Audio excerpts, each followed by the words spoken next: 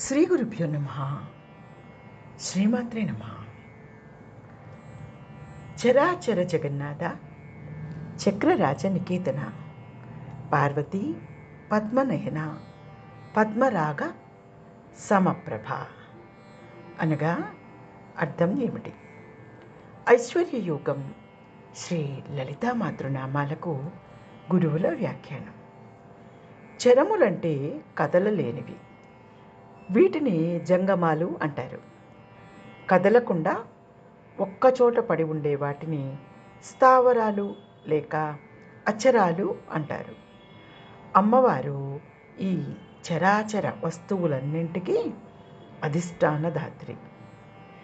చక్రరాజ నికేతన అనగా చక్రరాజం అనగా శ్రీచక్రం. శ్రీచక్రం తన నివాస స్థానంగా కలిగినది కాబట్టి అమ్మవారు చక్రరాజ నికేతన. పార్వతి అనగా పర్వత పుత్రిక కనుక పార్వతి పట్టుదలకు మారుపేరు. పద్మనయన అనగా అమ్మవారు అపూర్వ సౌందర్యవతి.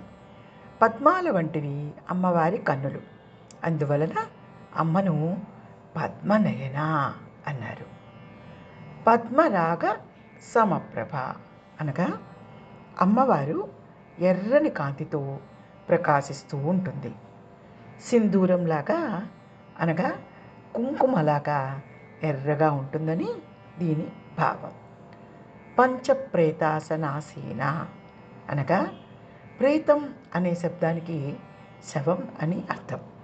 ఇంకా ఇంతకంటే ఉత్తమమైన వస్తువు లేదని మరొక అర్థం. పంచప్రేతాసనాసీన అనగా 5 ప్రేతాలతో బ్రహ్మ, విష్ణు, రుద్రుడు, ఈశ్వరుడు, సదాశివుడు ఆసనం అమ్మవారు కూర్చుంటుందని అర్థం. నమఃశివాయ చ నమఃశివాయ.